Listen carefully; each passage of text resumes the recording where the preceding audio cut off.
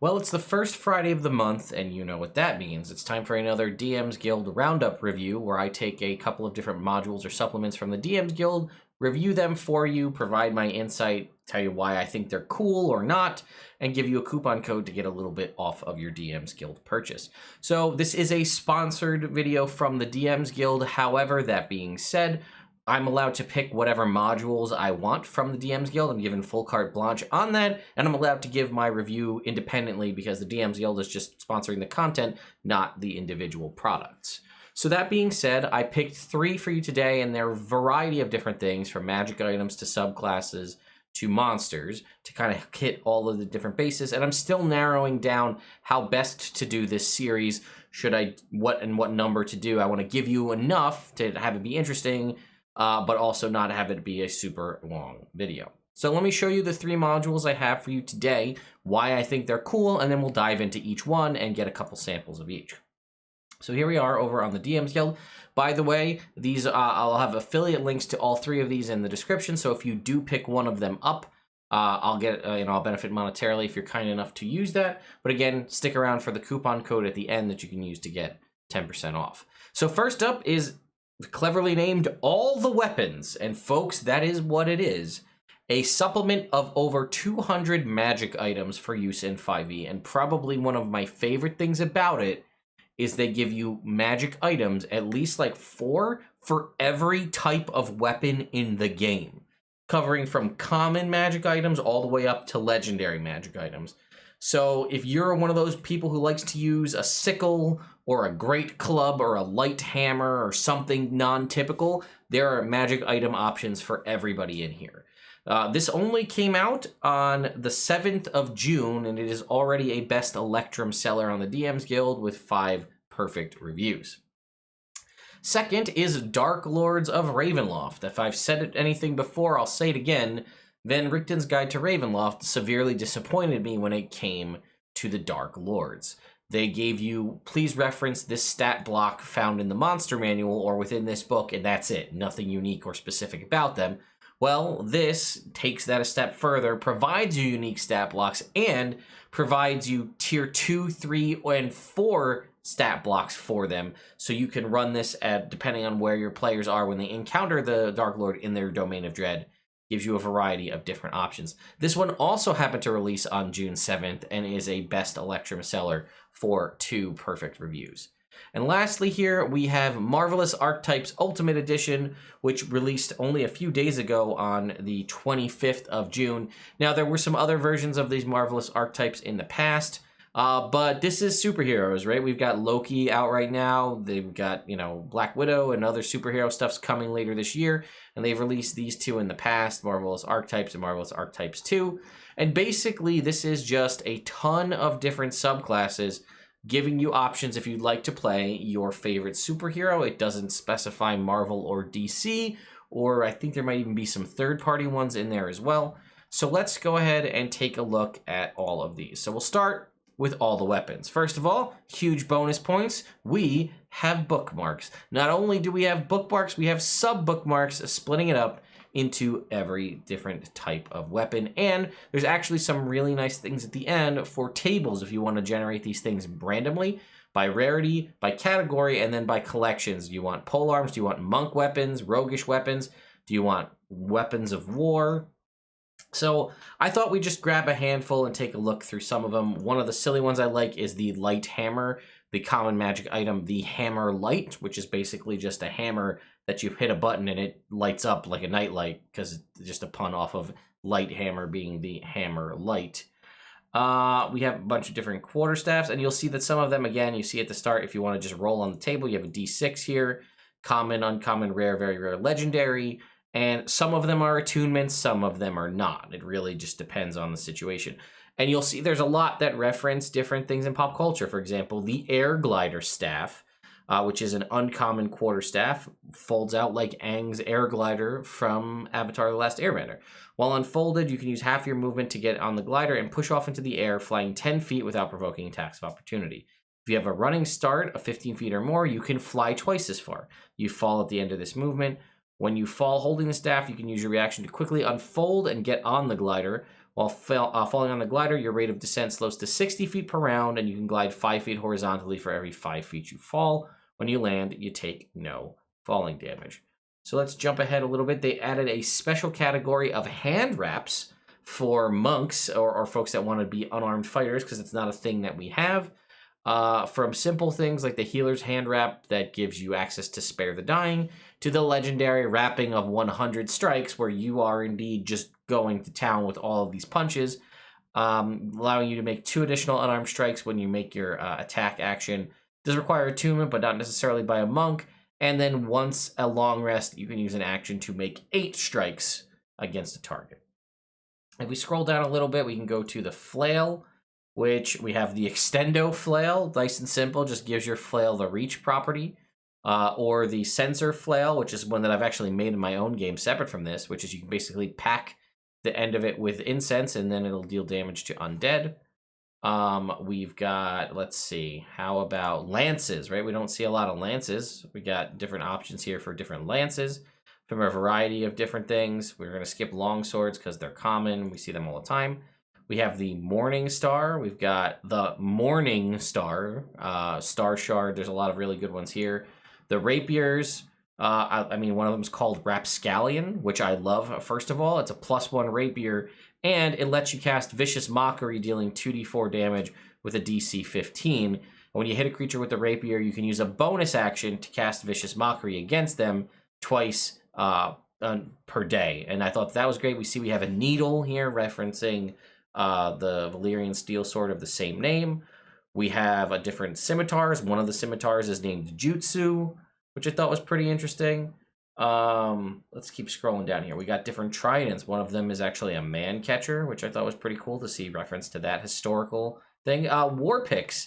How about the Cobalt Gem Pick? It lets you use it as an arcane focus. And you can expend a spell slot to make it a +1 war pick for a minute, and it deals extra damage equal to the spell slot you expended. I mean, we have different magical warhammers here. Where for the war pick, they also have a diamond pick, right, for you Minecraft fans out there. We've got a meteor hammer, meteorite hammer. We've got a bunch of different whip options, which are awesome here. We have blowguns, which is not something we normally see anything to do with magical blowguns. We've got akimbo crossbows if we want, one that shoots a grappling hook. We've got an Assassin's Creed assassin wrist bow. And even magical nets, which is pretty cool. And I thought that this one was cool because it can catch ghosts. As a Ghostbusters fan, that is awesome. All right, moving on, we have Dark Lords of Ravenloft. Now, this one gets points, but also loses points for its bookmarks, because it does have them. But if you see all of these here, these are spells, I guess, from another module they did. Like you could see here, Aura of Death, Barrier Reaver, Blood Barrier, Blood Beam, Bloodlust, Blood Rage, Ice Beam, Ice Blades.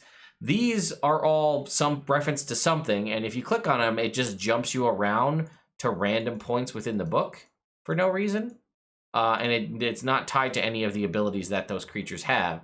But if you do scroll down to this point down here towards the bottom, you can get to the introduction and the credits, so you can actually see that. But yeah, it just kind of threw me off a little bit. But you can see here all the different Dark Lords, although they do have Isolde covered twice here. A little bit behind it, and then here are the different Dark Lords, and some of them, they do have tier 1 options, as you can see. I thought, obviously, we should just do Strahd. He's the most common one, and they did say here are some alternate spells for him. Normally, he's just a vampire, and then they do give you a little primer at the beginning of each section with the design philosophy behind it. So here's a tier 2 Strahd von Zarovich, here's a tier 3, and I thought if we're going to look at one, let's look at tier 4 Strahd. He is a challenge rating 25 creature, as he should be, with 19 armor class and 306 hit points. Resistance to cold, bludgeoning, piercing, slashing from non-magic, necrotic damage, poison damage, and charm, frighten, and immune. He is a shape changer. We have these different things he can change it to here. That's pretty standard. Cloak of Shadows once per day as a bonus action. He becomes shadowy. While in this state, he can't cast spells, be targeted by spells, and has immunity to bludgeoning, piercing, slashing damage. He is the King of the Damned. Vampire spawn and undead with an intelligence score of 7 or lower that start their turn within 30 feet must make a DC 22 charisma save or be enslaved to his will and obey his commands. That tracks. Legendary resistance of 3. I can cast a fog cloud spell without concentrating on it. And we have Misty Escape that he has where he goes to 0, he teleports away. Regen gets 30 hit points at the start of his turn, as long as he isn't in running water or sunlight. If he takes radiant damage or damage from holy water, it doesn't function. We can see his spellcasting, an 18th level spellcaster with a DC 22 and a plus 14 spell save. A whole variety of different spells, including spells all the way up through Tasha's Cauldron, including a 9th level spell, Blade of Disaster. We see a whole bunch: Power Word Pain, Mind Blank, Sickening Darkness. He's got Spider Climb. He is immune to turning, and I really like this. A creature that attempts to turn him takes 5 necrotic damage. He does have the following vampire weaknesses that all vampires have: Forbiddance, Harmed by Running Water, Stake to the Heart, and Sunlight Sensitivity. That's pretty standard. We have multi-attack. In vampire form, he makes 3 attacks, only of 1 which can be a bite. His unarmed strikes do a d8 plus 6 slashing, plus 46 necrotic. If they're grappled, he instead of dealing, he can grapple a creature rather instead of dealing the slashing damage. He has his bite attack, which does a d6 piercing plus 3d6 necrotic. Their hit point maximum is reduced by that amount. He gets that much hit points. It lasts until they finish a long rest, and they die if they're brought to 0. And if they're slain, they rise as a vampire the next night. He has his charm feature, which is a DC 21. He can summon 2d4 swarms of bats. While outdoors, he can call 3d6 wolves or 2d4 dire wolves. They arrive within a d4 rounds and remain for an hour. His reaction of sanguine nourishment. When a humanoid he can see was within 30 feet of him takes slashing damage, meaning they take damage and blood is in the air, he could draw that blood from that wound, gaining 40-10 hit points, and the target takes necrotic damage equal to half the hit points he gains. And then 3 legendary actions for move, unarmed strike, bite, cast a 1st or 2nd level spell for 2 actions, or a 3rd or 4th level spell for 3 actions. That is the Strahd von Zarovich I want to fight. That is the one that I envision actually being the one you should fight. The absolutely terrifying master of Barovia and the true, like, you want to deal with your Castlevania Dracula, this is this guy right here. And lastly, we have Marvelous Archetypes. They get a little bit of a downside, unfortunately, too. They do have bookmarks, but they just cover the different sections of the book. They don't actually give you the specifics. And we don't actually get, the table of contents doesn't give us more help. But I can give you a little bit of an insight, right? Heroes of Justice are DC heroes. Marvelous heroes are Marvel heroes. Mutant heroes are X-Men. Dark heroes are villains. And Heroes of Obscurity are weird ones, for example, Squirrel Girl, for some reason. So I'm not going to, I have to click through to show you. And I looked through some of these, and I like a lot of them. However, some of them I feel like they give you too much, or they're replicated by something else that already exists. So if we keep going through here, you'll see some of these. We have a Speedster here. I think it gives you a little too much. We have a Dark Knight Fighter, Aquaman style thing. We have a Oath of the Named here. Where's the one that I like? Oath of the Manhunters. This is basically like a Martian Manhunter. Also, you'll see a lot of references in all of the different abilities here. Where is it? What we want to do, see, there's the Trick Shot Archer Ranger. And at first I was like, they did Arcane Archer, but this is to represent Green Arrow as opposed to the Arcane, or I guess technically Hawkeye too. But the Arcane Archer is a fighter, but you can see here Bolo Arrow, Cable Trap Arrow, Drill Arrow, Smoke Arrow, Shrapnel Arrow, Sonic Arrow, and so on. But the one I wanted to talk about was the Warlock Patron of the Green Flame, which is obviously your Green Lantern analogy. You get a Ring of Power. You get a couple bonus cantrips in Green Flame Blade and a Mage Hand. It says with some minor alterations, but I don't think it actually explains what they are. And then you can cast Mage Armor on yourself, which I thought was pretty cool. And then they gave you this Summoned Weapon ability, which is it's kind of tied to like an Eldritch Knight, where you can, as a bonus action, conjure a weapon made of Green Flame. You're considered proficient with any weapon you summon this way. It does force damage. If it's a ranged weapon, it summons ammunition. It's conjured for a minute. When you attack, you use your charisma modifier instead of strength or dex. You can imbue it with any abilities of a magic weapon you find, basically making it like, it kind of replicates a pact weapon, which is kind of, and like it's kind of hexbladey, which is kind of why I don't love it as it is, because it's just taking what already exists in my mind. So what I would probably do if I was going to change this is use Spiritual Weapon as sort of the basis. Like, you summon the weapon, you can use it, but like it can also move off and do things on its own. And like you have to build mechanics around using it as an action or a bonus action, but I like that. You can see the spell list here: Catapult, Shield, Knock, Maximilian's Earthen Grasp, Erupting Earth, Melts Minute Meteors, Evard's Black Tentacles, Gravity, Sinkhole, Bigby's Hand, and Telekinesis. Again, all things that make sense for a Green Lantern. And I like that the abilities are In Brightest Day and Blackest Night, and No Evil Shall Escape My Sight. I did like that. In Brightest Day gives you a fly speed that increases over time, which is okay, but then it says, in addition, you can attack twice with your summoning weapons. Also at 6th level, you become a beacon of courage. You are immune to fear, and allies within 15 feet of you get advantage on saving throws against being frightened. I feel like that's a whole hell of a lot to give you at 6th level. Unlimited free flight that levels up as you go, as well as 2 attacks, as well as also a Paladin aura that makes you flat out immune and your allies have advantage. I might have saved that for later on, but then in Blackest Night at 10th level, you get, whenever you just have a +2 bonus to your AC and a +1 bonus to saving throws while you're conscious, period. Also, nothing, you basically can, once a day as an action, cast True Sight on yourself with a range of 30 feet for an hour. I'm okay with that. I think that that's good. I think that that works. I'm not sure about the +2 to AC and +1 to saving throws, just for free all the time. And then No Evil Shall Escape My Sight is one of those ones that I feel like runs on, right? Okay. You can cast Telekinesis at will. In addition, you can attack 3 times with your summon weapon. You can also cast Mordenkainen and Sword. Also, you can cast Animate Objects. Like, it's just a lot. I like it, though. I think it's cool. I think in little workshopping, it could definitely be there. So then if we move on, we have Marvelous Heroes, and it starts off with the Arcane Armorer Artificer, which we already have the Armorer Artificer, so I feel like that's a little close. There's the Iron Spider, right? So if you want to make an Iron Spider version of Iron Man, you'll be Spider-Man there. They have that as an option. Path of the Behemoth is kind of like your Legendary Hulk. This Circle of the Treant here, I was originally thinking Swamp Thing, but I guess it's supposed to be Groot now that I'm realizing that it's Marvel. And this is probably one that I really like. There's a couple things I would tweak, but you're permanently under the effects of bark skin, which I like. You can communicate with plants and animals within 30 feet. And then you can cast those without spending a spell slot. And at 10th level, you can cast Conjure Woodland Beings, but it has to be plants. I don't like this Vine Whip at 6th level. It says you can cast Grasping Vine without expending a spell slot. The only reason I don't like that is because I think Grasping Vine's a 4th level spell, and you're getting this at 6th level, which is, a level earlier. I guess it's not a huge deal. But when they're affected, they deal 2d10. You can deal 2d10 damage to them as a reaction. I think maybe you should key off of Thorn Whip and increase the damage or something with Thorn Whip somehow. Forest Walker at 10th level, you can cast Tree Stride, and then at 15th level, when a creature within 15 feet of you or an ally within 15 feet takes damage, you can use reaction to send Bark towards them to block them. When you do so, you reduce the damage by your Druid level.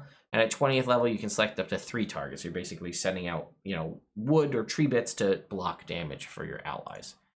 You got a shield throwing there. Here's your Oath of Asgard, Paladin to make your Thor there. We got a Visionary Construct, Sorceress Origin, which I thought was pretty cool. I also really like this one. It's probably be the last one I go over, which is the Supreme Tradition Wizard, which is basically your Doctor Strange. You get to use some weapons, and they can use your intelligence modifier, right? Swords, axes, and unarmed strikes. And if you see a creature cast a spell that you've seen before, you know what spell they're casting without making any kind of ability check. You have a Minor Astral Projection at 2nd level, and at first I was like, man, Astral Projection is a pretty high level spell, but it doesn't really do anything. It shoots out of you, your body shoots out of you, it has a fly speed of 30 feet. It says is intangible. I assume that means it's immune to damage. That's what I'm assuming they're getting at there. And it glows, so it's not hiding from anybody. Your body is unconscious, and you can keep a projection up for a number of rounds equal to your proficiency bonus, and then you have to make concentration checks after that or immediately return to your body. The DC is 13 plus 1 for each time you've made that check, so it increases. Twice per long rest, so that's basically just like a scouting thing. It doesn't let you do much, as far as I can tell. All-Seeing Eye, pick an Abjuration and a Divination spell from the Wizard spell list. You always know it. It doesn't count against it. And when you cast either one of those spells, it gives you a +1 AC till the start of your next turn. The power of 3, choose Conjuration, Evocation, and Enchantment. Get 1 spell of each of those from the wizard's spell list. It's auto-prepared for you. When you cast one of those spells, you can cast it at its lowest level, and it counts as a level higher. And then Quick Learner at 14th. As a reaction, when a creature within 120 feet casts a spell, you can memorize that spell. So for the next hour, you can cast that spell using your own spell slots, even if the spell is not on your spell list. You can only temporarily memorize 1 spell in this way, and once you cast it, it stops being prepared. So I like that. That kind of fits into that, and then we move on to the mutant heroes, and you've got everything you could imagine here, right? You've got your Colossus, you've got a Dazzler, which I thought was an interesting choice. You've got, a Gambit here, but I did think there's a little bit of out of order. It goes Rogue, then it goes Ranger, then it goes back to Rogue. And, we can get all the way into the end. We go to Dark Heroes. There's a ton of things in here with Symbiotes, a variety of different symbiote things. Path of the Symbiote, Symbiote, Patron, Symbiote, Bloodshed. And then you got the Heroes of Obscurity, where you got things like Swirl Girl. You got a Moon Knight. I don't know. There's a bunch of stuff in here. That was like a Judge Dredd, Oath of the Law, Paladin. And so on. So there you go, folks. I really like these. All 3 of these I think are really interesting. Like I said, I like Marvel's archetypes a lot. I think it needs a little tweaking in some instances, but I didn't want to read through every single one. I looked at the ones that I thought were interesting based on characters and heroes that I like. All of the weapons, 100% add that to your DM pool of magic items. You won't be sad that you have that. I said I was going to give you a coupon code. So the coupon code for this month is July Guild, all one word. JULYGUILD. I'll put a link in the description, or a word, I'll put it down in the description. And that will get you 10% off $10 or more orders of community-created content through July 9th. Now, that is currently, from the time of you seeing this, 1 week. I've reached out to the DMs Guild to see if I can extend that to the 16th. If that's the case, I will update the pinned comment and the description to say what the actual end date of the discount is. So count on it ending July 9th. If it doesn't, if there's nothing different in the description, it says July 9th, that's what it is. So again, I'll have affiliate links for all of these in the description where you can go pick each one of these up for yourself if you want. And it's 10% off your orders of $10 or more that are orders of community-created content. So you could build up a big cart and get 10% off all of those, or just get a $10 or plus item and get 10% off of that. So once again, a huge shout out to Lisa and the DMs Guild for sponsoring this and this ongoing series. I really love doing this. I hope you guys like it as well. It's really fun for me to go out and pick a bunch of different stuff. And then I usually, thankfully, knock on wood, so far we've only picked ones that I thought were really good, that had a lot of good stuff going for them. But we'll see as we continue on. So thank you all so much for watching, and I'll see you next time.